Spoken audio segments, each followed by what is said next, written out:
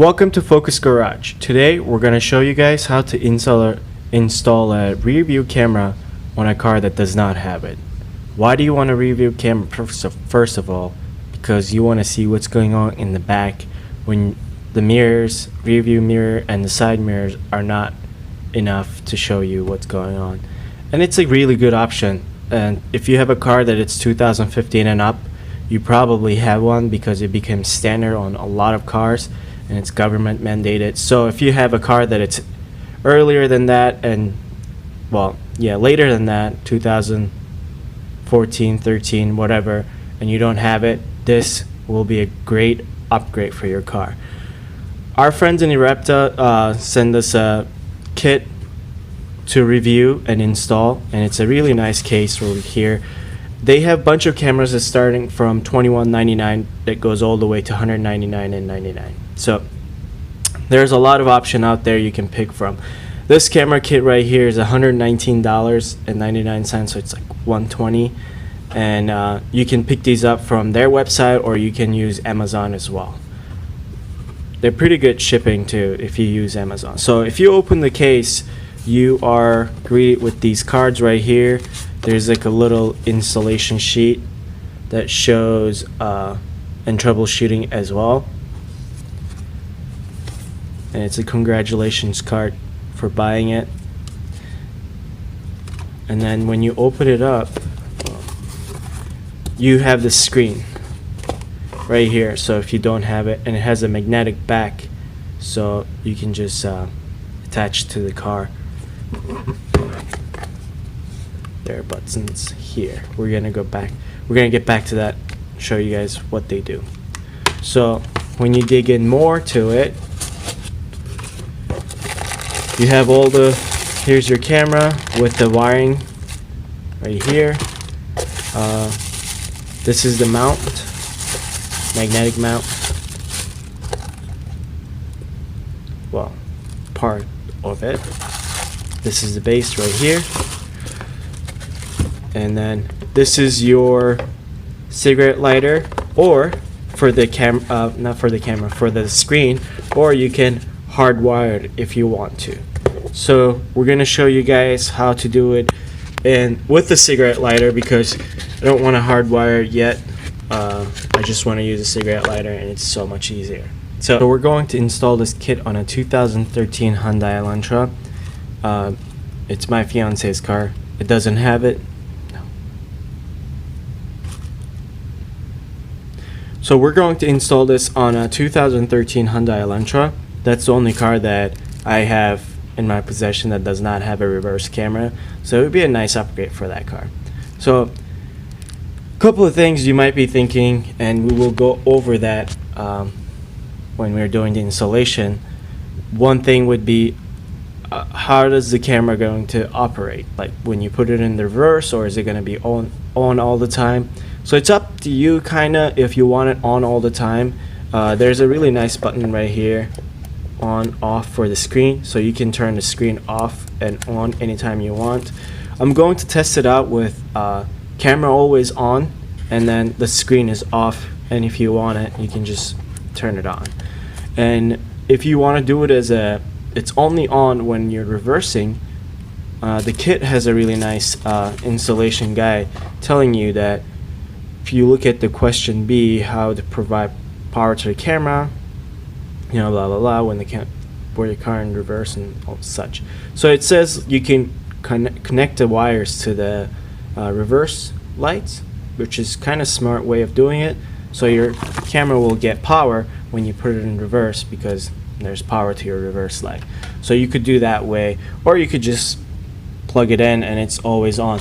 So there's one negative on connecting the camera and it's always on, is you are taking away from the lifespan of the camera. So if the camera is gonna, you know, I don't know the hours, but let's say it's gonna perform 10,000 hours and you have 10,000 hours to use this camera. You can either use it all the time, 10,000 hours straight, or you can just use it when you need it, and that's gonna be a really long time. So pick your poison and go with it. but I'm going to test it out if my theory of running it all the time would work, and also hopefully it doesn't drain the battery either. So I mean, your light shouldn't, I will be tapping into a wire that is only on when the car is on. So let's go, let's start. So on this Hyundai, there are access panels right here. 1, 2. You can pop either one of those or feed the wires through. What we're going to do is we're going to remove this paneling right here to access to the light wiring, and then we're going to tap into that. So we're going to try to do this as clean as possible, make it look OEM as possible. So I'll show you guys one more when I remove it. If you have a different car, you can watch a video of removing the back panel, like the trunk panel, whatever they call it, and you can go through yours actually to try to find any access holes. You could, I mean, this is a pretty thin wiring, so you could go through like any of these openings or anything like that. So let's just keep cracking. So what I have done is I tapped into the wires that goes into the license plate light, I'm sorry, and I tear into it a little bit. If you see some little bit of wiring, and I use my multimeter to determine which one is positive and which one is negative. From experience, I know that the black one is always negative, and then the other color would be positive, but it's always good to double check, because if you unhook it, if you hook it reverse, you probably won't do much damage, but it would just not work. So let's just keep going, and I'm going to use these they call it gator clips, and they're really nice. You don't have to splice, you don't have to use anything. You just use these. It just taps in there, and then you put your wire, and done. So let's just do that and show you guys, and that would be it actually. Just removing it, tapping into your wiring on just for the reverse camera, and you have the dongle for the Bluetooth right here that connects Bluetooth, I believe it's Bluetooth, that connects to the front screen. So that's the wireless section of it, so you don't have to do anything besides that. So let's just keep going. So we can see that it's all connected. It has the LED lights turned on, and let's go back inside and see how it shows up on the screen. We're inside the car. Let's go ahead and turn on the screen, and bam. If it didn't show up on your screen, and you can use, there's like 3, it's magnetic, so you can swivel around. It's really nice. You can use these buttons right here. The middle one will change the channel, so you can find the channel that your camera is on, and you will get this. When you turn on the screen, it just takes like less than a second to turn on. There's a little bit of delay, but overall it's pretty good. It's a 5-inch screen, so it's plenty enough to see around you. It's better than my Nissan, I would say, and better than a lot of OEMs that I have seen out there. So the night vision is pretty good. Those LED lights are working very well to light up those 2 cars in the back, and then there's one on the street, and you can see the floor, the ground as well. So I would say it's a pretty decent camera. You do get some interference when you move in front of it, because it is wireless, so you will get that, but you're not running the wires, and also you don't really need to use your reverse camera more than 30 seconds. It just, anyway, going back to the installation, it was 7 out of 10, because you have to use a special tool such as multimeter to find out which cable is positive or negative if you don't have one. And if you never dealt with electrical issue, it could be kind of difficult, but if you follow through the instructions, they're very clear and they're very straightforward. It will help you a lot. and you should be able to get this done pretty quickly, under 30 minutes, depending on your car, how much padding stuff that you need to remove in the trunk to get the wires tucked in. So that really depends on the car. But other than that, I'm pretty happy with the installation. I'm pretty happy with the camera. I'm really happy that I got this version instead of the wired one, because I didn't have to run the wires.